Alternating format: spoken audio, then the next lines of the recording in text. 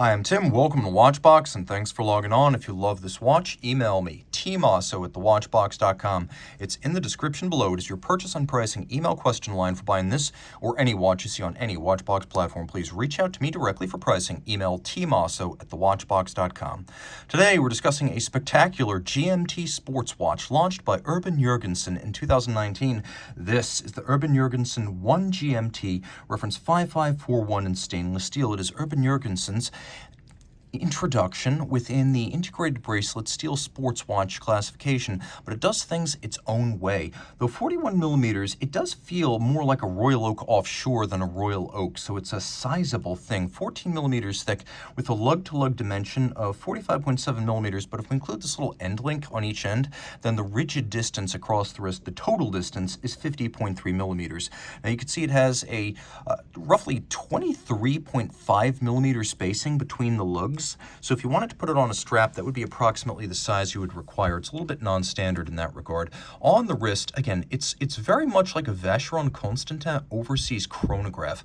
Now, the overseas chronograph's 42.5 in its current generation, and this wears like that. So I'm going to opine that you need a wrist my size or larger, that is 16 centimeters circumference or larger, to wear this well. It's not offensively thick, and with a sloped bezel, it will slide underneath most dress cuffs. It's just wide across the wrist. That said, it's also solid and visually imposing, so you get your money's worth for the size. Here's your over-the-top shot, here's your down the barrel one more time, and then that cuff shot. Because the bracelet does have considerable stiffness to it, you're going to want to size it down precisely so it doesn't flare out. Right now, I'm actually restricted in just how much I can bend this bracelet in. You want to remove enough links to fit correctly, and that shouldn't be a problem because Urban Jürgensen uses screw-fixed removable links.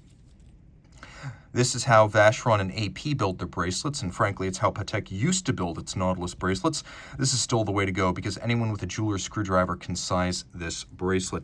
Now, it has very tight tolerances. There's almost no side-to-side play, and you can barely see any daylight between the links. Now, they do a good job on the bottom of scalloping these, so you can see they're seamless on the top, but there are hollows between them on the bottom. That's to avoid pinching or pulling wrist hair.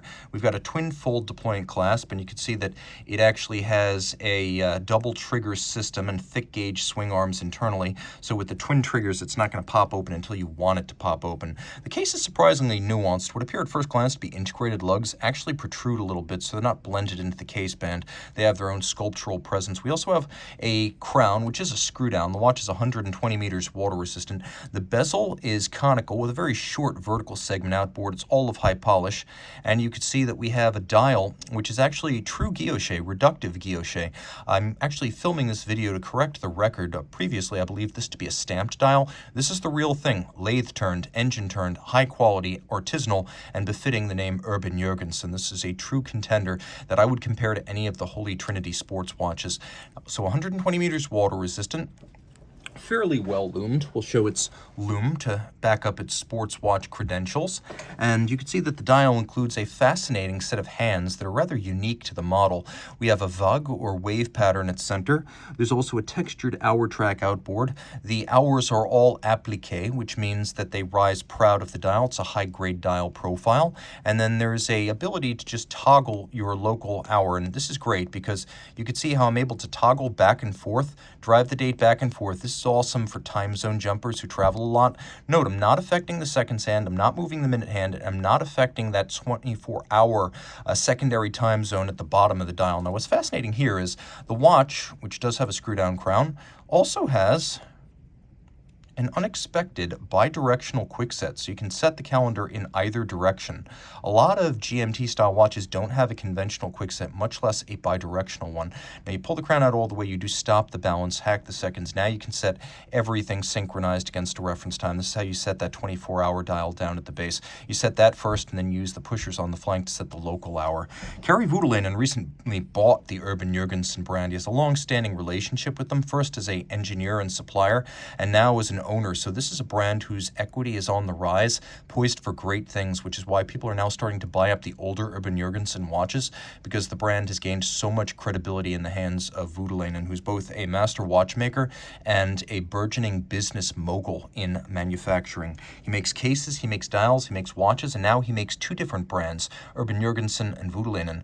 On the reverse side, the first thing you'll notice is that this is a large movement designed for a case of this size. There's no disparity between movement and case, which is always a wonderful mark of the attention to detail as well as the outright capabilities of manufacture. You'll also note that the rotor uses a 22 karat mass, which is the densest gold used in movements. Not 21, not 18 karat, and God help us, not gold-plated tungsten. I like to see 22K. It's what you find on the best movements. Now, it is a sports watch movement, purpose-built, a full balance bridge and a free-sprung balance for shock tolerance. All adjustments are done using variable inertia bolts on the balance, which allows the watch to be exceptionally shock tolerant and also precisely regulated. It has a 72-hour power reserve, which is excellent. 3 days is ideal for a sports watch. It pivots on 34 jewels. And you can see there's quite a bit of fine finish. The beveling is probably started mechanically, but you can see that it is finished manually, particularly right under my thumb where two bevels converge in a sharp outward point. That's as impressive as an inward beveled angle. Those outward points are also difficult to achieve. You can see that there's a sort of Côte de Soleil or sunburst Côte de Genève radiating out from an imaginary center point atop the balance itself, and that splays out over the bridges perfectly aligned. We have lots of fire blued screws here, plus you can see the pins that attach the mass to the rotor. Those are black polished. We have a black polished cap atop the balance, a black polished bearing at the center of the rotor.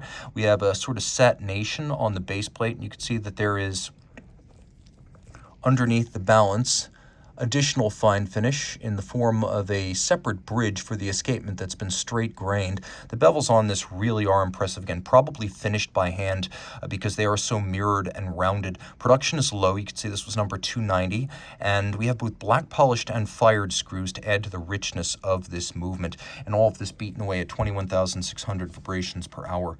Reach out to Team Mosso at thewatchbox.com for purchase and pricing details of this Urban Jürgensen One GMT.